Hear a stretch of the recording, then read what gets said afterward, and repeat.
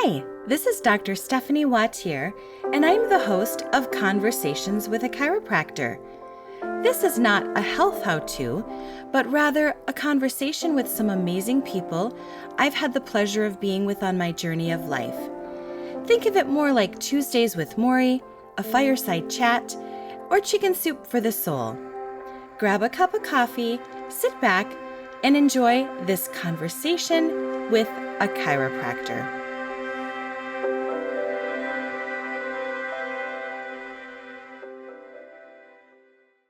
Faye, thank you so much for being on this podcast. You are so welcome. Good morning. Good morning. People around Marquette know you for what you do now and what you've done recently, but I want to take us back to you being a little girl in Marquette, growing up, and eventually we're going to talk about how you got to California, but were you involved in musical theater as a child? Well, I love that. First of all, we're talking about my favorite subject, me. What's funny is because that is a great lead into a young person. So to answer your question, as a young person, I was a child of divorce. And my parents divorced when I was 5. And like most children, that was very difficult for me. From a young age, though, I was very much of a child that was very big and acting out. Like a big personality. I mean, I was putting on shows for the neighborhood, probably at 7 years old, and making up my own songs, my own characters. And we even had a sun porch that they would come over, and my sister would be a little second role in it. But you were always the director? Of course. So I remember, this is charming, 3rd grade, Sandy Knoll Elementary School. And in 3rd grade, our music teacher or music class would be like once a week. Actually, I remember it was my actual teacher. Maybe we didn't have somebody yet that would come through. Anyway, Mrs. Sullivan. And we'd be singing, and I'll never forget, she stopped at my desk. Oh, yeah. And she just was standing there, and I liked her a lot, so I was okay with that. But at the same time, I thought, oh. She stopped the entire class, and she said, "Class, I'd like you to listen to Faye right now." And she said, "Faye, will you?" And I was like, well, okay. Wow. And that's when I started my first experiences at being a star. In 3rd grade? In 3rd grade. And that stuck. So I was just so lucky. And because that was a great escape for a tortured child. I went through the whole missing daddy who called me pretty girl. And I'm going to go ahead and say it, wicked stepmother. Wow. And that was tough on her. As I got older, I understood her more, but it was just because she inherited a ton of kids that she didn't necessarily want. Anyway, so that really was a good vehicle for me.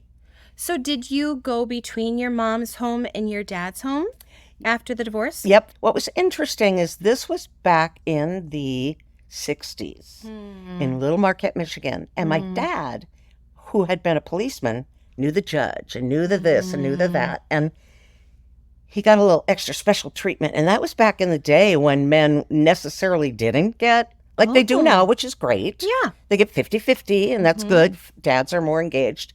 But this was back in the day where he got special treatment. Because probably mothers would have gotten custody of the children. 100%. In that 100%. Day and age. 100%. So we ended up going back and forth, but it was not a healthy situation. And then my mother, to survive, she worked at the K.I. Sawyer. And she was in the secret operations as an operator. Wow. So cool. Oh, yeah. And for those who don't know, K.I. Sawyer was an Air Force base. Thank you. It was. And so she was a civilian working on base. On base. Which was probably a pretty big deal for her to even get that job. Huge. Yes, huge. And that ended up bringing her to Seattle, Washington for a time. So we were separated during that time. But then I was a preteen. She was just trying to, and she brought my little sister with her. Wow. So we had all this fragmented childhood. But as children that want a lot of attention, I engaged in everything I could. I was in gymnastics. I competed on the trampoline. I was the lead in the school musicals. I was a cheerleader. And so all of those things just helped me to create my own identity. And you probably appreciated the feedback, maybe even that you got from other adults, like Mrs. Sullivan, your music teacher, who called you out on your amazing voice and said, Faye, lead the class. So I think that does do something. I think sometimes children of divorce or not divorce, we figure out how to navigate to get what we need. Is that attention? Is it recognition? Is it to feel special? And you just so happen to be so talented, you could do all these things. And that's the perfect lesson for our listeners, is how important being a mentor to anyone, doesn't have to be a young person, but especially young people, can be. And you're right, Stephanie, I had special adults in my life that filled that role and did give me that support and encouragement. And that's huge. And yeah, that's it. That's it. People do it. So did your dad always stay married to this wicked stepmother? He did. I hate to say that, but no, it's okay because she's gone. Okay. And that's why I was like, no, it's okay. He did. And my sister and I, it's almost like I'm making this up, but I'm not. My sister, and she'll vet this story. My sister and I, we literally slept in the basement. We were the odd man out because we were not her children. And my father was gone a lot, and he let her dictate the environment. And so in 3 homes, we were in the basement. And I'm talking not a finished basement, not a nice rec room kind of thing. And we literally, I remember a story. We took fingernail polish one time. We had a bottle of it and put it on the cement floor down in the basement during the winter and lit it. And had this little flame for... Because you were so cold? Yeah. I know. It sounds like I'm making it up. We survived. Even in the wintertime, we would be out on the front porch looking in through the window. This should be a movie or a scene. Looking through the window, Ed Sullivan on the TV, and their new nuclear family all gathered on the floor watching, and us knocking on the window. Can we come in yet? Can we come in yet? No. And why would they have you staying outside? Because we were us. We were an infringement. We were, I can't say exactly, but we. Wow. Yeah. So we actually survived that kind of abuse. Thank you for saying what it was. Yeah. Probably what got you through, besides the other people in the community, is your sister. You having at least that one other human that was on your side, that you felt like you guys maybe were like a team, like you're going to get through this together. And you know what's interesting is you would think, and my sister Diane is the light of my life now. However, back in that time, we were she's a couple years older. She was doing her thing, and I was doing my thing. And even though we slept in the same bed, and she would make me sing her to sleep at night, which is really kind of special. I know. That's beautiful. Isn't that sweet? That's beautiful. Anyway, she ended up going and living with someone else. I ran away. My mother had come back from Seattle, and I tried to live with her. And so we were going on our own. And then it wasn't long after that I graduated high school and off to California. So I'm going to just say that the pump was primed for you to get out of here, to get out of Marquette, to get out of UP, to get out of these really tumultuous living situations. And how did that happen? How did you get to California? Yeah.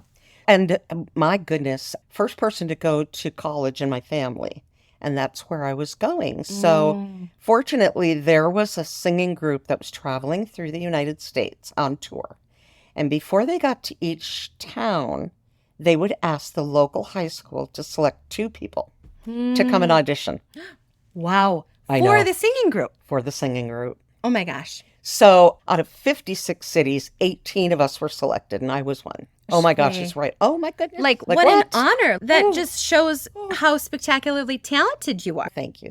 Anyways, got a scholarship to Chapman University with that to perform with the group called the Young Americans. And the Young Americans were really strong and popular at that time, doing television shows, traveling the world, working with celebrities and big celebrities. So I was so fortunate to work with so many iconic celebrities. And every once in a while, I'll name drop. But can you name drop just a few? Maybe just one or two? No, I'd be happy. Actually, I'd be happy okay. to. I'd be happy. So how many people can say that they did a Christmas special with Bing Crosby, his family, and Fred Astaire? Oh, my gosh. How many people can say that they sang on a stage in Las Vegas sitting next to Sammy Davis Jr., the Candyman, Anne Margaret, Gene Kelly? Goodness sakes, sometimes I can't remember them all. Faye, but that's like beyond. It is. I mean, it is. Wow. Sometimes I'm like, oh, that was me. I did that. I did that. Wow. Yeah. You know, Steph, I'm so lucky right now that even though we started this interview with, the tragedy of youth, I am so blessed. I am so lucky that I can, I'm getting a little emotional, that I can say to you, I could die tomorrow, and I feel like I have already lived 7 lifetimes or more. Now, I've had to recreate my life, some of those 7, but they're good. Yeah. And look at me, I'm still here, and I'm still here. It brings us to another tragic subject. Okay. Do you remember what it is? Is it your divorce? No, those are ugly.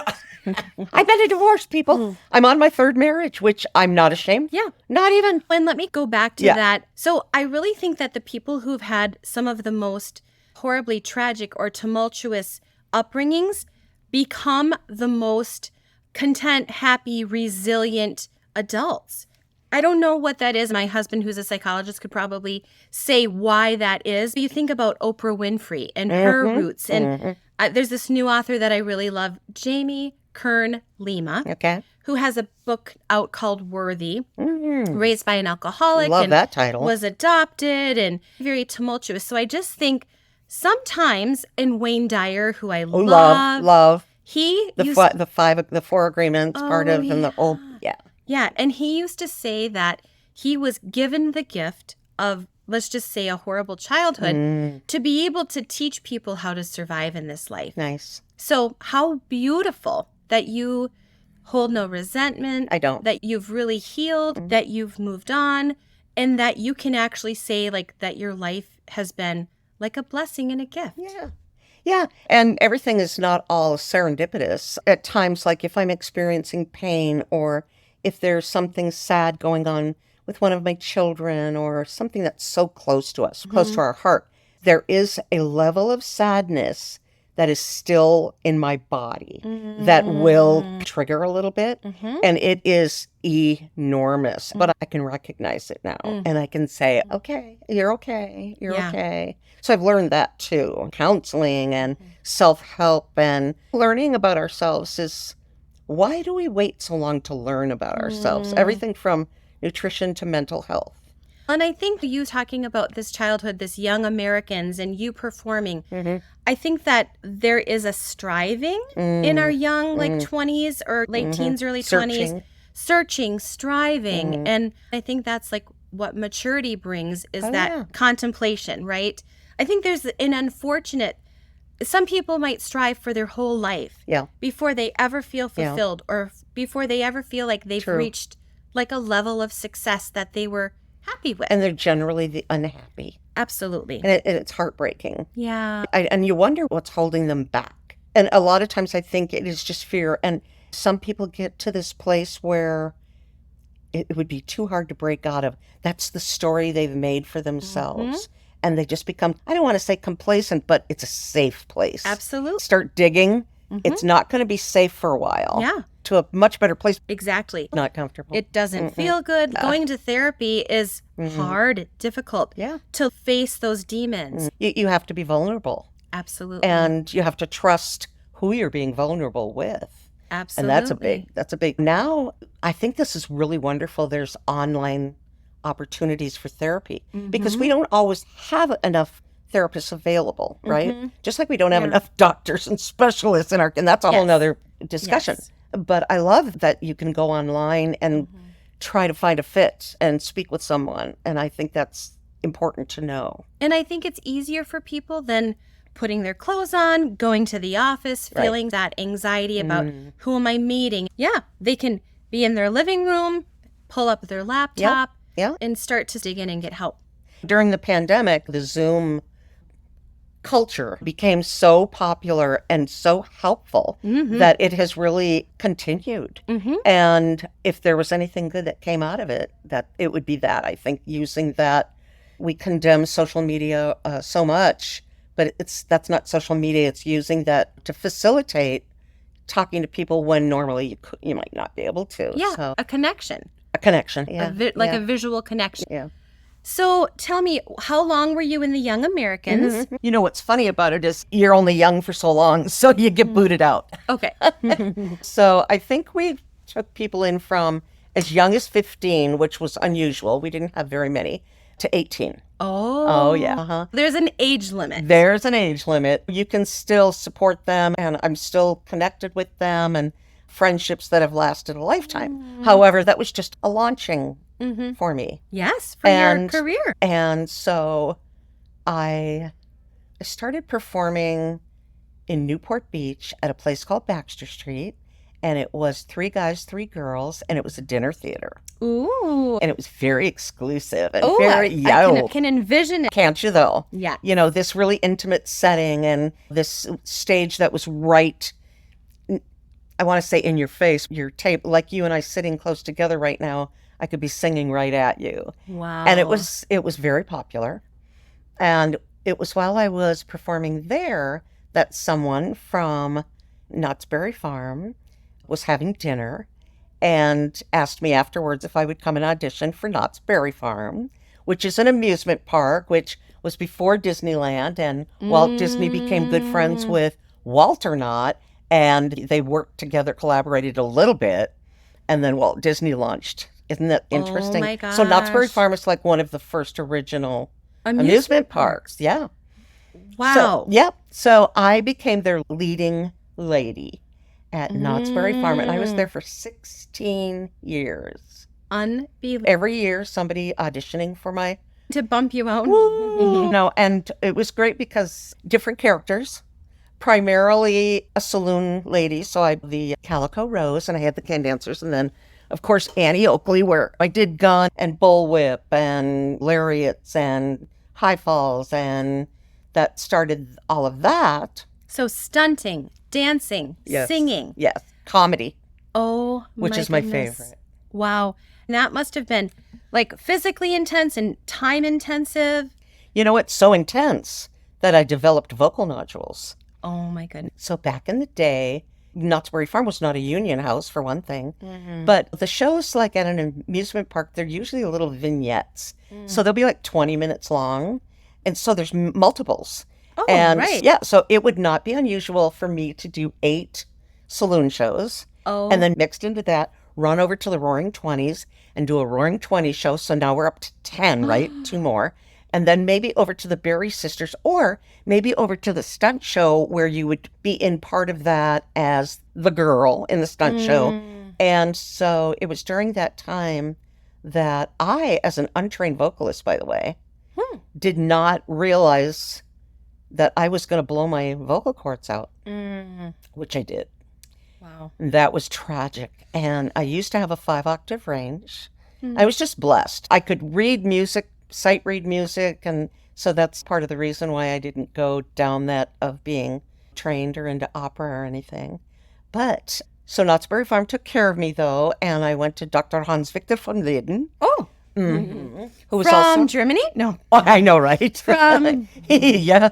Oh, and if I could paint you a picture of him, it's like the typical madman scientist, and who was also Michael Jackson's laryncologist. Wow. And other celebrities. So the celebrities would go in the morning, and then a slower level would go in the afternoon. But if the schedule was wonky, or right before surgery or something, I would go in the morning. And you would bump into these other celebrities? Yes. Oh my gosh. I know. And true story, the bathroom, you had to have a key. And I went to the bathroom and we scared, you know how like you open the door and you scare each other with somebody? It was Anne Margaret. Oh my gosh. We laughed so hard. Oh. And it was so funny because I had actually performed with her about 5 years prior. I didn't anticipate she would remember me, but she certainly remembered the performance. She did. Yes, and that was so cool. Special. And Margrock. But fortunately, even though I lost my range, I had vocal nodule surgery and I had to be silent for, gosh, I think it was 60 days while it was healing. So with no union, and were you getting paid? Disability. Oh, you did. And this was before children, too. So was I married? Yeah, before I'm married. I was okay. Did they pay you fairly well? This sounds like a rigorous schedule, and you're like the face of Knott's Berry Farm. I was one of them. Yeah. Mm-hmm. So how was the pay? I was fine. I had a roommate. We had a fun little apartment. My mom had given me her car. I don't remember I wasn't living high on but I don't remember needing anything. You were comfortable. Yeah. Nice. Having fun and dating stuntmen and other cool people. A lot of dating, and it was fun. Oh, it was fun. It sounds like a super fun time. It was super fun. So then life continued on. You had to have 60 days of silence. And did they keep your job for you? They did. Good. I know. Okay. I was a little worried about that. Well, absolutely. But no one was able to fill my... Your they variety. liked, yeah. Well, I was variety, right? Really? Because, yeah. To be able to jump from one vignette to another, Yes. to be the stunt woman, to be the comedian. Yes. And to have, so you lost one octave? I did. I did. mean- It took a while to reach upper vocals, but as more time went by, it continued to get better, but I had to be really careful. But a lot of the shows, we were able to drop just to another key. Yeah. Yeah. And that was good. Technology, right? Change the key, change the this. Well, it wasn't even technology because everything was live. Live musicians, live. And I played the washboard. I sang bluegrass and newgrass. I sang big show tunes. I sang Roaring 20 Things. Is there a favorite song that you'd want to sing like one or two lines from? Gosh, are you kidding me? I can perform at the drop of a hat. Here's something my mother used to sing. I haven't. I'll give it a shot. Yeah. I'm gonna buy a paper doll that I can call my own, a doll that other fellas cannot steal. And when that flirty, flirty guy with his flirty, flirty eye will have to find a dolly of his own. And so that's like an old time kind of show tune, right? Beautiful. But Yes. then I can go to Linda Ronstadt when I've got a crush on you, sweetie pie, all the day and night time. When she started doing the standards, and I loved that. And then, of course, just big show tunes, but we don't need to blow the mic off. You're being very careful with the mic, right? You're just nice and soft. Well, and I don't know what's going to come out. It's 9:30, 9:45 in the morning. Yes. But, and people have to pay for it if I keep doing more. Oh, so. right. Yeah, Sorry. yeah. Yes. There would be a cost to listen to There'd be this. something. I'm eyeing that jar of magnesium over there. So, I'll just 5-finger that on the way out. Grab a few things on the way out. Which is funny, too, because it's difficult for me not to just we've covered a lot of serious areas. Yes. However, I have a tendency to just be funny. Yeah. As you know Yes. me. But I love that levity about me. Mm-hmm. It just changes the vibe. Mm-hmm. And it's probably how you've survived, right? Absolutely. You can't stay in that depth. You can't stay in that darkness. No. You can't stay in that path. You're on the edge of the abyss and you don't want to fall down there. Yeah. Yeah. And the good thing is recognizing when you're on the edge. As a person that has experienced depression, that's when we talked earlier about the tragedy, divorce is nothing compared to losing family members to suicide. Yeah. And so I lost my brother and my father. And I have such a soft space for anyone that's our suicide survivors, that I have participated in education in that, and I participated in a video that is actually shown in the schools. Wow. Just helping make that more, not mainstream, but we have to educate our children that it's a final thing that we don't need to go to. And we know that the numbers are not good. Yeah, they're not. Would you have called your brother and or your father depressed? Did they suffer with depression? Did they deal with depression? Did they use any substances? That is such a good question. It helps us to know that you cannot anticipate someone is going to take their life. Yeah. My brother, I never, ever would have thought. Never. My sister still has a hard time, like, why? I have come to a little place saying, well, it was his decision, so I can't be mad at him. But, oh, the loss. So, no, my brother he had some health issues, that he was tired. And he said he was going to be with Mom. Wow. So he left us a message that he was going to go be with Mom. Please come and get my dog. He said the dog by name. And he left that for my sister and I, a text message. And that was that. My father, same thing though. Arthritis, cervical problems, pain. He went from being a very vibrant man to someone with pain. So I think that's probably a fair number of people that they just don't want to do it anymore. They just can't do it anymore. Yeah. You know? Yeah. And I think that's why I'm on a journey to be pain-free. Yes. Because I do have that.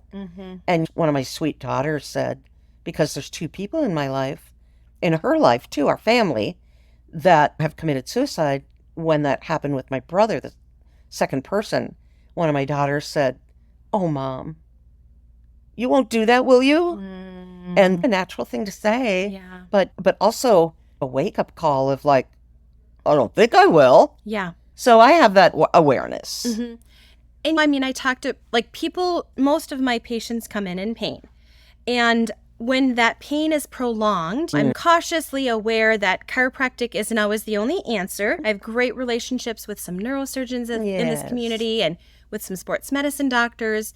But I say that pain prolonged, it wears on you. It pulls on you. Yes. It disrupts not only your daily living, what you can do to keep yourself healthy and active, and then it starts to eat away emotionally. Emotionally and mentally. Yes. Because you enter into some confusion too. Yeah. You're trying pain meds, you're trying this, you're trying that, and then the exhaustion. Yes. And you're just like, F it. Yeah. Yeah. Yeah. And if I could give anybody one sentence about pain, is that don't lose hope. There's probably something else that you haven't tried, and not to be Pollyanna about this, but you know that silly phrase, when you reach the end of the rope, tie a knot in it. Like, I just want to be sometimes even a facilitator for people, right? If my treatment as a chiropractor didn't take care of it, let's be on this journey together and figure out what's the next step. It takes a certain personality to convey that. And fortunately, you have that. That's why I've been coming to you for as long as I have, because you can't just phone it in. And you have to have a caregiver on your team that recognizes and sees maybe what level this person is at. And as I'm heading into surgery, and we have done everything we can. Yes. But I'm at that point where I have to go down that road, and you will continue to care for me. Yes, I will. But you and I both know I can't believe that I have tried everything. And so we're just going to hope for the best that this will help. Well, and there are limitations of matter. And then there's also the people who go to surgery first. Like, I have I have so many first cousins. I have 30 first cousins and big family. And I saw one of my cousins at a family reunion with a fresh surgical scar on his neck. And I said, what in the world happened? And he said, my arm was numb and I was in surgery the next day. What? So I want to say that as an encouragement to you, that you have done your due diligence. You've been so proactive. You've been so tenacious to try to take care of this.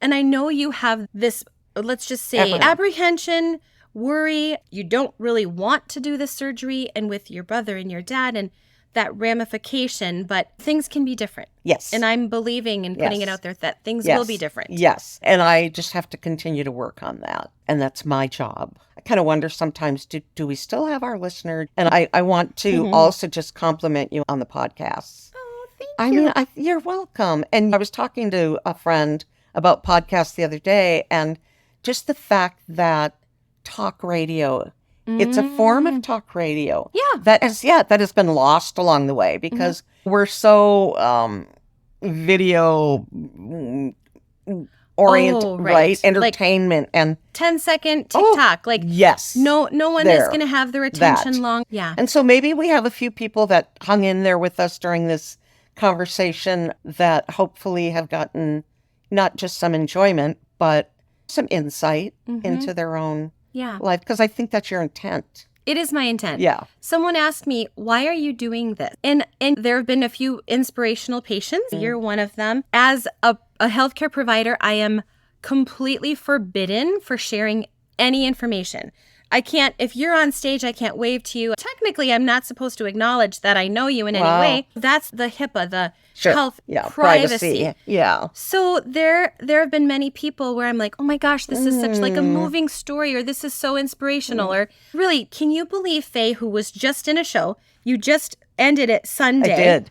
And you were chosen one of 18 people when you were in high school, launched your career, you went to California. Do people at the grocery store know that? I think that's spectacular and amazing. And yeah, I just want to give people we love people. We love people. And I don't know if you can tell, Stephanie, you're bringing me to tears because younger people forget older people are somebody that has such a story. Yes. And I just finished the musical, like you said, with a cast of primarily younger people. They are having a good time, and they've got their own kind of language and verbiage, and they're just having so much fun. And there's the older person just on the fringe a little bit. And yet, a couple of them were intrigued by some of the things that I had to offer. And I think it's another reminder of, I don't remember how this goes, Steph, but it's insofar as people in your life, you are recommended to have an old person, a young person, and a friend.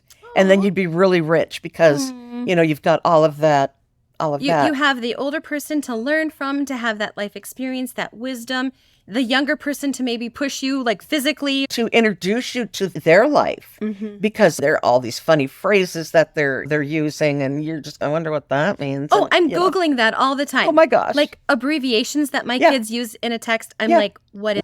And one of my favorite people, his name is Hunter, and he'll be like, slay. Slay. And then it'll be like, love. And I mean, just fun. So, we love people, and I think you and I recognize that in each other. Yeah. And that's what brought us to this time together. I'm so grateful that you were so vulnerable with me and our listeners and shared your story. And I do think that it's going to be inspirational for a lot of people listening. Oh, good. Wish all of you listening, just wish you the best. Wish you well. Hang in there with whatever. One more day. And what I'll do at the end of this podcast is I'll put some links for some suicide resources. Good, thank you. Is there anything else that you would want to direct people to? Do you want them to find you on social media? Do you want them to wave at you in the grocery store? Is there anything that you want to say, or would you even feel comfortable if anyone reached out to you? Well, certainly anybody is welcome to reach out to me. Insofar as a message, also community. Stay engaged with your community, volunteer with your community. Yeah. And especially older, we have a tendency to isolate. So if you're an older person right now and you're just getting lonely and you might be isolating, find something. There's so much out there. Oh my goodness. Such great advice. Right? Yeah. Okay, good. So anyway, thanks. I'm gonna go home and make myself a big breakfast and and then have a good rest of the day, and I hope you will too. Thank you, Faye. Thanks for being here. You're welcome. Thank you so much for listening. If you've enjoyed this podcast, would you please rate it, review it, like, or subscribe? You can find me on social media at wautierwellness.com, Dr. Stephanie Wautier on Instagram, or Wautier Wellness Chiropractic and Massage on Facebook. And I'm so curious where your next conversation will take you.